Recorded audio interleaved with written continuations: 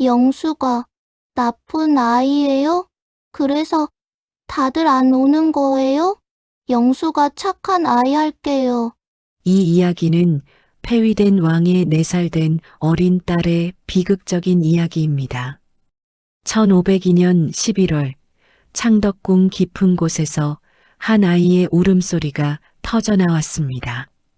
수경 장씨의 처소였습니다. 산파들이 급히 움직이는 가운데 문 밖에서는 조선의 왕이 초조하게 기다리고 있었습니다. 마마 공주이옵니다. 내관의 말에 연산군 이웅의 얼굴에 환한 미소가 번졌습니다. 그는 서둘러 안으로 들어갔습니다. 피로에 지친 장녹수가 작은 아이를 품에 안고 있었습니다. 영수라 부르겠소. 영특하고 오래 살라는 뜻이요. 연산군은 작은 손가락을 쥐었습니다. 4번의 사활을 일으키고 수백 명을 죽인 그 손이 이 순간만큼은 부드럽게 떨리고 있었습니다. 장녹수는 눈을 감았습니다. 제한대군의 노비로 태어나 이곳까지 왔습니다. 30을 넘긴 나이에 이미 남편과 자식이 있던 몸으로 궁궐에 들어왔습니다.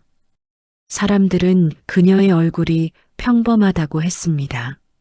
하지만 16세 소녀처럼 보이는 동안과 입술을 움직이지 않고도 맑은 소리를 내는 노래 실력이 있었습니다.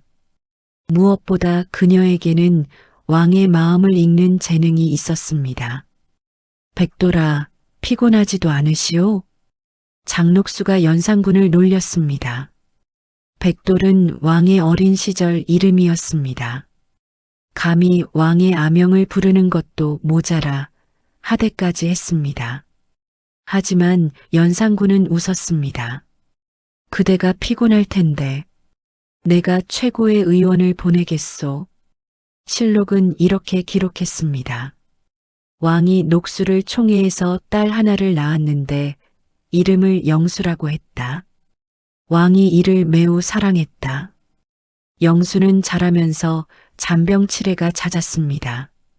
1505년 3살 된 영수가 병에 걸렸을 때 연산군은 의원 박계선을 불렀습니다. 아이가 나았습니다. 왕은 박계선에게 자급을 더하고 은대를 하사했습니다. 이듬해 영수가 천연두를 알았습니다. 연산군은 신하 구수영의 집으로 아이를 보냈습니다. 궁궐보다 조용한 곳에서 치료받게 하려는 배려였습니다. 아이가 회복하자 왕은 구수영에게 쌀 50석과 안장을 갖춘 말을 하사했습니다. 영수에게 집 한 채와 노비 15구, 밭5결을 내리겠다. 1506년 초 연산군은 어린 딸에게 파격적인 하사를 내렸습니다. 영수는 왕의 유일한 위안이었습니다. 어머니 패비윤 씨를 일찍 잃고 그 진실을 알게 된 후 미쳐버린 왕에게 이 작은 생명만이 순수한 기쁨을 주었습니다. 하지만 궁 밖의 세상은 달랐습니다. 조정의 신하들은 공포에 떨었습니다. 무사화와 갑자사화로 수많은 선비들이 죽었습니다. 연산군은 경연을 폐지하고 사간원과 홍문관을 없앴습니다. 성균관을 연회장소로 만들었습니다. 채청사와 채홍사를 전국에 보내라. 전국에서 미녀들을 뽑아 올렸습니다. 운평이라 불렀고 그중 선발된 이들을 흥청이라 했습니다. 300명이 궁궐에 머물렀습니다. 국고가 바닥났습니다. 백성들은 신음했습니다. 저것들이 나라를 망치고 있어. 박원종이 조용히 말했습니다. 옆에 앉은 성희안이 고개를 끄덕였습니다. 더 이상은 안 돼요. 이대로 가면 조선이 무너지요. 1506년 여름부터 밀약이 오갔습니다. 박원종, 성희안, 유순정. 이들은 조심스럽게 뜻을 모았습니다. 반정을 계획하는 것은 목숨을 거는 일이었습니다. 실패하면 삼족이 멸해질 일이었습니다. 창덕궁 수경의 처소에서는 평화로운 시간이 흘렀습니다. 4살 영수는 어머니 장록수의 노래를 들으며 잠들었습니다. 아버지 연산군은 자주 찾아와 아이를 안아주었습니다. 영수야, 아버지가 이 나라에서 가장 큰 궁궐을 지어주마. 연산군은 속삭였습니다. 아이는 알지 못했습니다. 아버지의 눈빛에 담긴 광기를, 어머니를 향한 조정의 증오를, 궁궐 밖에서 벼려지고 있는 칼날을. 8월이 지나고 9월이 왔습니다. 궁궐의 공기가 달라졌습니다. 신하들의 얼굴에 긴장이 서렸습니다. 연산군은 9월 초 장단의 석벽으로 유람을 가려 했습니다. 반정군은 그 기회를 노렸습니다. 하지만 행차가 취소되었습니다. 박원종이 이를 악물었습니다. 이제는 기다릴 수 없소. 호남에서 경문이 돌고 있소. 발각되면 우리 모두 죽소. 내일 밤입니다. 성희안이 결단을 내렸습니다. 1506년 9월 1일 밤이었습니다.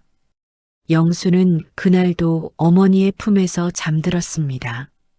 장록수는 아이의 머리를 쓰다듬었습니다. 창밖에서 이상한 기척이 들렸습니다. 평소보다 많은 군사들이 움직이는 소리였습니다.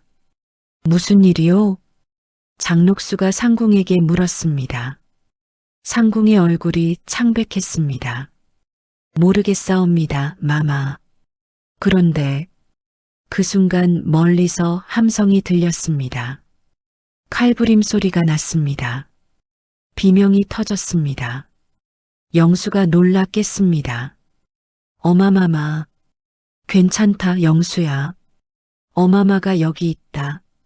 장록수는 아이를 꼭 안았습니다. 그녀는 알고 있었습니다. 이 순간이 올 것을. 연산군도 자신도 모두 예감하고 있었습니다. 끝이 가까웠다는 것을. 궁궐 밖에서 박원종의 군사들이 움직이고 있었습니다. 신수군과 임사홍의 집으로 향했습니다. 피가 흘렀습니다. 조선의 밤이 붉게 물들고 있었습니다. 4살 영수의 세계가 무너지기 시작했습니다. 하지만 아이는 아직 몰랐습니다. 이것이 시작일 뿐이라는 것을, 진짜 비극은 이제부터라는 것을. 1506년 9월 2일 새벽 궁궐이 뒤집혔습니다. 반정이요, 패주를 패하라. 박원종이 이끄는 군사 300여 명이 창덕궁으로 쳐들어왔습니다. 훈련원에서 모은 병력이었습니다. 성희안, 유순정, 신윤무, 박영문, 장정이 함께했습니다. 신수군의 목을 베라. 왕비 신씨의 오라비 신수군이 먼저 죽었습니다. 그의 동생 신수겸과 신수영도 차례로 목이 떨어졌습니다. 임사홍의 집으로 군사가 달려갔습니다. 연산군의 최측근이자 흥청을 관리하던 자였습니다. 살려주시오. 나는. 임사홍의 외침이 칼날에 끊겼습니다. 궁궐 안은 아비규환이었습니다. 상궁들이 비명을 질렀습니다. 내관들이 숨었습니다. 연산군의 처소로 군사들이 몰려갔습니다. 어디 계시오? 패주. 하지만 연산군은 이미 사라진 뒤였습니다. 불타는 궁궐 틈으로 빠져나가 민가에 숨었습니다. 실록은 기록했습니다. 왕이 민간복으로 변복한 뒤 말을 타고 궁궐을 빠져나갔다. 영수는 어머니의 품에서 떨고 있었습니다. 상궁들이 달려와 소곤거렸습니다. 마마, 피해야 하옵니다. 어디로 피하란 말이오? 장록수의 목소리가 가라앉아 있었습니다. 그녀는 알았습니다. 도망칠 곳이 없다는 것을. 이미 늦었다는 것을. 날이 밝았습니다. 박원종의 군사들이 진성대군의 사저로 달려갔습니다. 연산군의 이복 동생이자 성종의 차남이었습니다. 대군, 일어나시옵소서. 나라가 대군을 부르고 있사옵니다. 진성대군은 떨고 있었습니다. 갑작스러운 일이었습니다. 형이 폐위되고 자신이 왕이 된다니. 형님께서는 이미 민가에 숨어 계시옵니다. 곧 잡을 것이옵니다. 경복궁으로 반정군이 향했습니다. 대왕 대비 정현왕 후 윤씨를 만나야 했습니다. 성종의 계비이자 진성대군의 어머니였습니다. 대비마마 폐주의 폭정을 더 이상 두고 볼 수 없사옵니다. 대군을 왕으로 추대하려 하오니 윤허하소서. 정현왕 후는 침묵했습니다.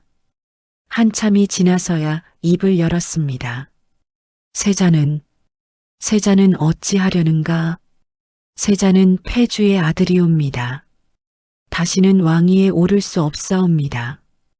그렇다면 정현왕 후가 고개를 끄덕였습니다. 큰아들을 버리고 작은아들을 택하는 순간이었습니다.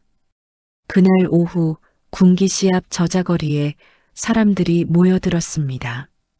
장녹수와 전비, 김기비가 끌려 나왔습니다.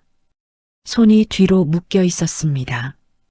저것들이 나라를 망쳤다. 백성의 피를 빨아먹었다. 군중들이 돌을 던졌습니다. 장녹수의 이마에서 피가 흘렀습니다. 그녀는 고개를 들지 않았습니다. 형리가 칼을 들었습니다. 죄인 장녹수, 왕을 농락하고 나라를 어지럽힌 죄로 차명에 처한다. 칼이 내려왔습니다. 장녹수의 목이 떨어졌습니다. 전비와 김기비도 차례로 처형되었습니다. 일국의 고열이 여기에서 탕진됐다. 군중들이 외쳤습니다. 시신에 돌을 던지고 기왓장을 던졌습니다. 실록의 기록입니다. 수많은 사람들이 참수당한 그녀의 시체에 돌을 던지며 욕설을 퍼부었다. 그들의 성기에 기왓장과 돌멩이를 던졌다. 돌무더기가 산을 이루었다. 궁궐 어딘가에서 영수가 울고 있었습니다. 4살 아이는 이해할 수 없었습니다.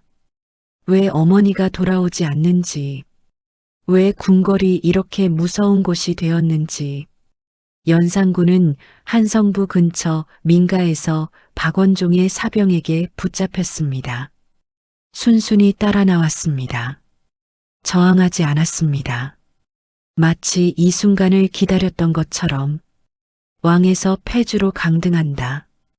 강화도 교동으로 유배 보낸다.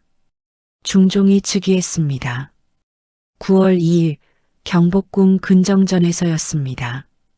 급히 치러진 의식이라 면복이 아닌 익성관과 골룡포를 입었습니다. 폐주의 아들들을 어찌하오리까? 신하들이 상소를 올렸습니다. 모두 제거해야 하옵니다. 훗날의 화근이 되옵니다. 아니요. 아직 어린아이들이요. 어찌 조카들을 죽이란 말이오. 중종이 반대했습니다. 하지만 신하들의 압력이 거셌습니다. 세자 이고부터 시작하옵소서. 폐세자 이고에게 사약이 내려졌습니다. 연산군과 폐비신씨 사이의 적장자였습니다. 12살이었습니다. 아이는 사약을 받고 죽었습니다. 다른 왕자들도 차례로 사사되었습니다. 창녕군, 익양군, 경명군. 실록에 이름이 기록된 것만 4명이었습니다. 이름도 없이 죽은 왕자들도 있었을 것으로 추정됩니다. 딸들은 어찌하오리까? 왕위를 이을 수 없으니 살려두옵소서. 영수와 이복자매 이양금은 살아남았습니다. 여자였기 때문입니다. 하지만 그것이 진정한 자비였을까요? 2달 후인 11월 30일 강화도 교동에서 연산군이 죽었습니다. 공식 기록은 병사였습니다. 하지만 많은 이들이 의문을 품었습니다. 31살의 젊은 나이였습니다. 중전을 보고 싶소. 연산군의 마지막 말이었습니다. 패비신 씨를 그리워하며 죽었습니다. 궁궐 어딘가에서 영수는 어머니를 기다렸습니다. 아버지를 기다렸습니다. 오빠들을 기다렸습니다. 하지만 아무도 돌아오지 않았습니다. 4살 소녀에게 남은 것은 무엇이었습니까? 폐주의 딸이라는 낙인뿐이었습니다. 영수는 궁궐에서 쫓겨났습니다. 구수영의 집으로 보내졌을 것으로 추정됩니다. 천연두를 알았을 때 머물렀던 곳이었습니다. 왕녀가 아닌 폐주의 딸로서 어느 신하의 집 한 구석에 의탁하게 된 것입니다. 저 아이가 그 장록수에 쉿! 아이가 무슨 죄가 있소? 사람들은 수군거렸습니다. 영수가 지나가면 손가락질이 따라왔습니다. 아이는 고개를 숙였습니다. 자신이 무엇을 잘못했는지 몰랐습니다. 밤이면 악몽을 꾸었습니다. 칼부림 소리, 비명소리, 어머니의 목소리. 깨어나면 어머니가 없었습니다. 영수는 홀로 울었습니다. 세월이 흘렀습니다. 영수는 15살이 되었습니다. 1517년 9월 1일 조정에서 논의가 있었습니다. 폐주가 아끼던 장록수와 정금이 낳은 자식들에게 재산을 내려주고 선언록에 올리는 것이 어떠하오리까? 예조에서 상소를 올렸습니다. 중종은 고민했습니다.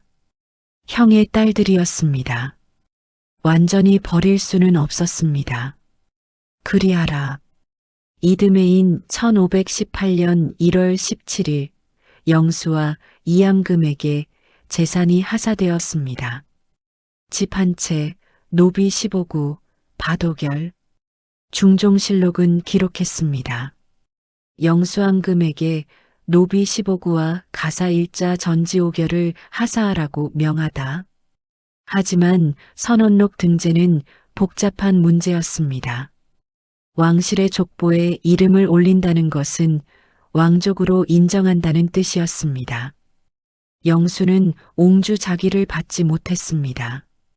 폐주의 딸을 어찌 공주나 옹주로 봉하겠소? 신하들이 반대했습니다. 결국 영수는 왕의 딸이었지만 왕녀가 아닌 애매한 신분이 되었습니다. 이복 언니 휘신공주는 달랐습니다. 구문경과 혼인하여 아들 구엄을 낳았습니다. 중종 반정 이전에 이미 혼인한 상태였습니다.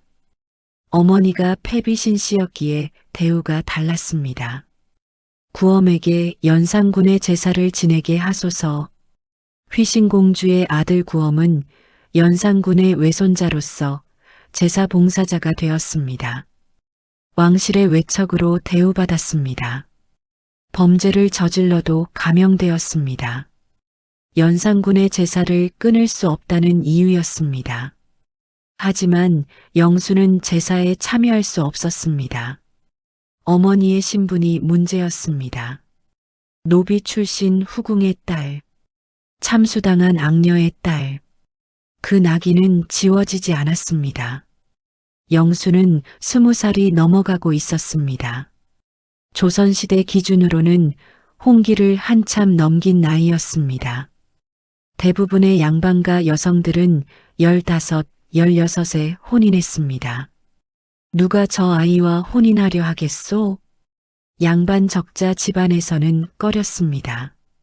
폐주의 딸과 혼인한다는 것은 가문의 치욕이었습니다. 그렇다고 천민과 결혼할 수도 없었습니다. 영수는 왕의 피를 이은 혈육이었으니까요. 저는 평생 이렇게 살아야 하는 것입니까? 영수는 하늘을 보았습니다. 답은 없었습니다. 재산은 있었습니다. 집도 있고 노비도 있고 밭도 있었습니다.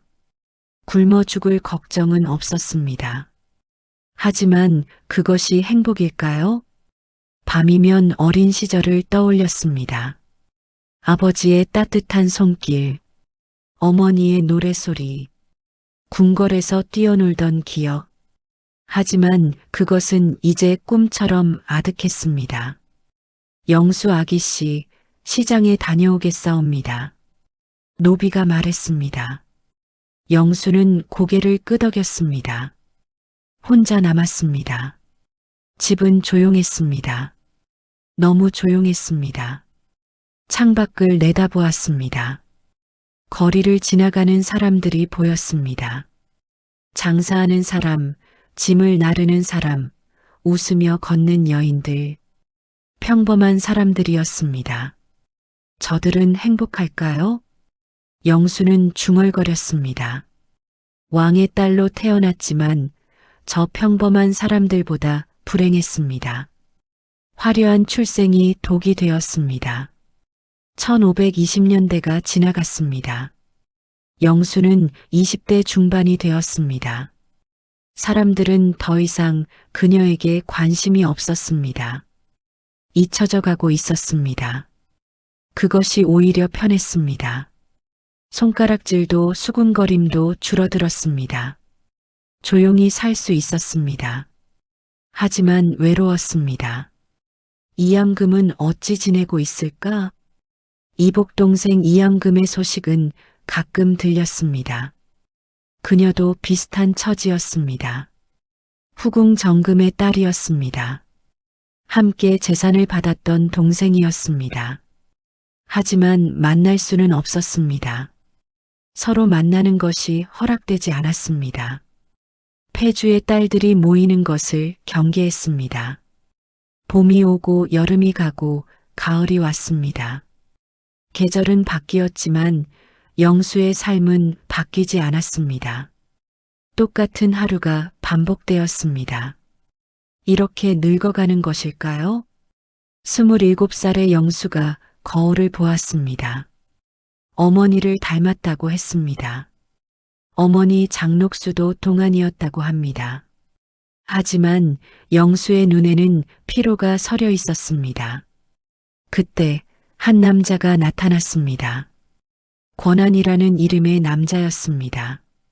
안동권 씨 집안의 서자였습니다.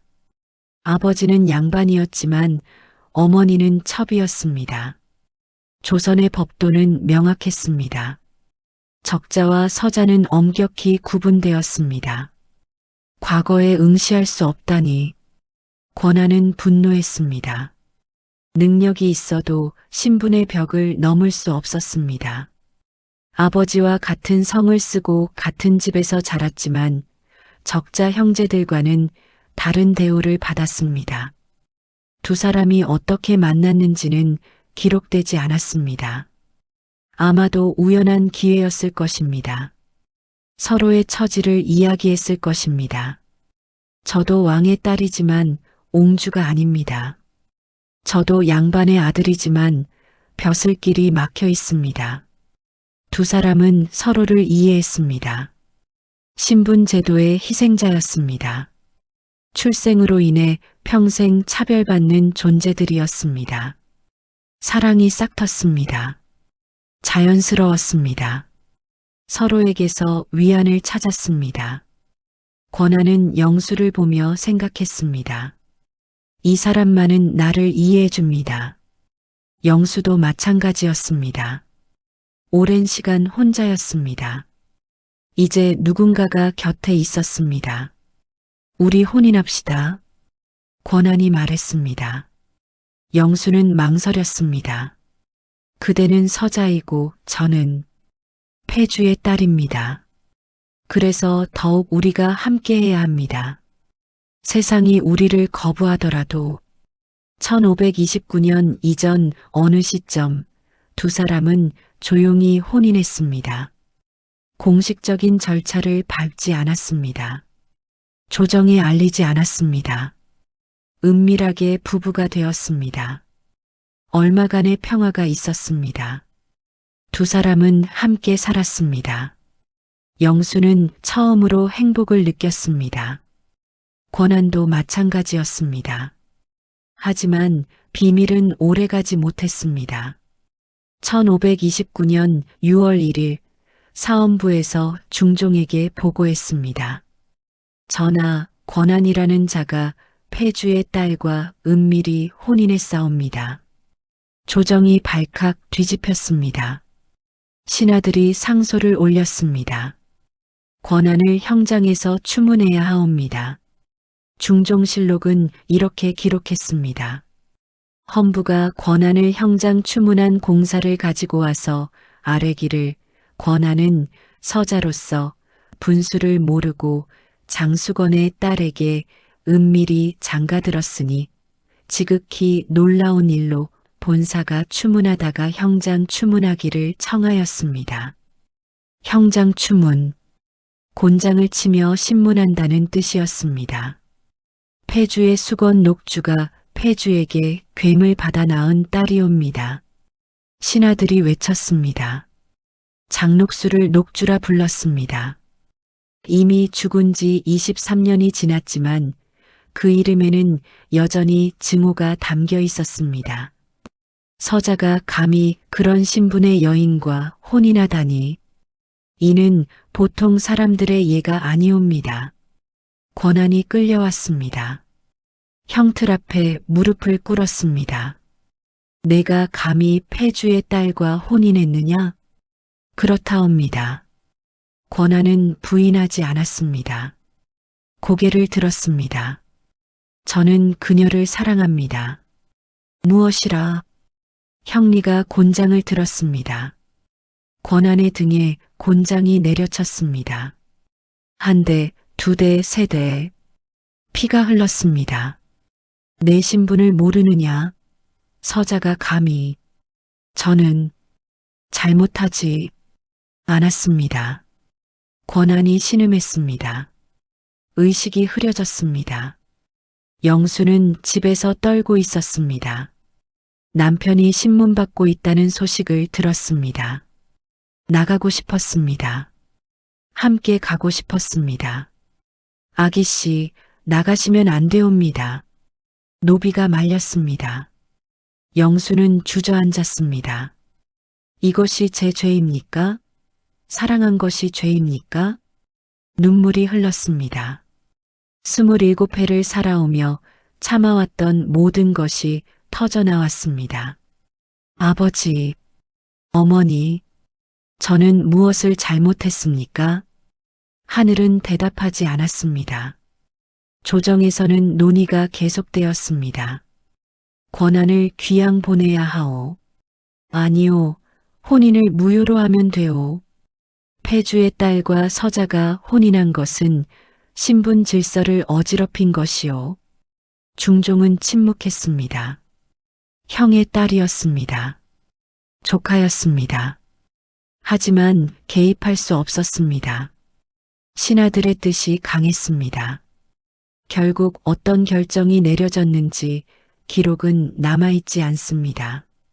1529년 6월 1일 중종실록의 기사가 영수에 관한 마지막 기록이었습니다. 그 이후 영수는 역사에서 완전히 사라졌습니다. 권한도 마찬가지였습니다. 두 사람이 헤어졌는지, 함께 살았는지, 언제 죽었는지, 자식이 있었는지 아무것도 알 수 없습니다. 선언록에도 영수의 이름은 없습니다. 연산군의 딸로는 구문경의 처위신공주와 신거홍의 처위함금 추정 2명만 기록되어 있습니다. 영수는 왕실의 족보에서도 지워졌습니다. 존재했지만 기억되지 않았습니다. 살았지만 인정받지 못했습니다. 1502년에 태어나 아버지의 사랑을 받으며 자랐던 소녀. 4살에 모든 것을 잃고 27살에 사랑마저 빼앗긴 여인. 역사는 그녀를 잊었습니다. 2026년 현재 서울 도봉구 방학동에 연산군의 무덤이 있습니다. 연산군 지묘라는 표성만 있습니다. 왕릉이 아닙니다. 그저 무덤입니다. 성물도 장식도 없습니다. 폐위된 왕의 마지막 자리입니다. 장록수의 무덤은 어디에도 없습니다. 군기시 앞에서 참수당한 후 시신이 어떻게 처리되었는지 알 수 없습니다. 아마도 아무렇게나 버려졌을 것입니다. 영수의 무덤도 없습니다. 그녀가 어디서 죽었는지, 누가 장례를 치러주었는지 기록이 전혀 없습니다. 하지만 그들도 분명히 살았던 사람들입니다. 연산군은 폭군이었습니다. 무오사화와 갑자사화로 수백 명을 죽였습니다. 궁궐을 연회장으로 만들었습니다. 국고를 탕진했습니다. 역사는 그를 조선 최악의 왕으로 기록했습니다. 하지만 동시에 그는 아버지였습니다. 어린 딸 영수를 위해 최고의 의원을 불렀습니다. 아이가 아플 때마다 걱정했습니다. 집과 노비와 밭을 하사했습니다. 폭군의 얼굴 뒤에 다정한 아버지의 모습이 있었습니다. 장록수는 악녀였습니다. 왕을 농락했습니다. 권력을 사유화했습니다. 뇌물을 받았습니다. 백성들은 그녀를 증오했습니다. 죽어서도 돌을 맞았습니다. 하지만 동시에 그녀는 어머니였습니다. 노비 출신으로 태어나 후궁이 되었습니다. 딸을 낳았습니다. 마지막 순간까지 아이를 안고 있었습니다. 악녀의 얼굴 뒤에 한 여인의 삶이 있었습니다. 영수는 아무 죄가 없었습니다. 단지 잘못된 시간에 잘못된 부모 아래 태어났을 뿐입니다. 조선의 신분 제도는 가혹했습니다. 영수는 왕의 딸이었지만 옹주가 아니었습니다. 재산은 있었지만 인정은 없었습니다. 혼인조차 자유롭지 못했습니다. 권한도 마찬가지였습니다. 양반의 아들이었지만 서자였습니다. 과거에 응시할 수 없었습니다. 벼슬길이 막혀 있었습니다. 능력이 아니라 출생이 운명을 결정했습니다. 두 사람의 사랑조차 죄가 되었습니다. 신분에 맞지 않는 혼인이라는 이유로 신문당했습니다. 조선 사회는 그들에게 사랑할 권리조차 주지 않았습니다. 중종은 복잡한 입장이었습니다. 형의 딸들을 완전히 버릴 수 없었습니다. 재산을 하사하고 선원록에 올렸습니다. 하지만 동시에 정식 왕족으로 대우하지도 않았습니다. 최소한의 양심과 정치적 현실 사이에서 타협했습니다. 연산군의 아들들은 모두 죽였지만 딸들은 살려두었습니다. 인간적 자비였을까요? 아니면 정치적 계산이었을까요? 여자는 왕위를 이을 수 없으니 위협이 안 된다는 판단이었을까요? 역사는 승자의 기록입니다. 중종 반정은 정당한 반정으로 기록되었습니다. 연산군은 폭군으로, 장록수는 악녀로 남았습니다. 그들의 목소리는 지워졌습니다. 영수는 더욱 철저히 지워졌습니다. 살아남았지만 기억되지 않았습니다. 1529년 이후 그녀의 기록은 없습니다. 역사는 그녀를 완전히 잊었습니다. 하지만 오늘 우리는 그녀를 기억합니다. 이 이야기가 우리에게 묻습니다.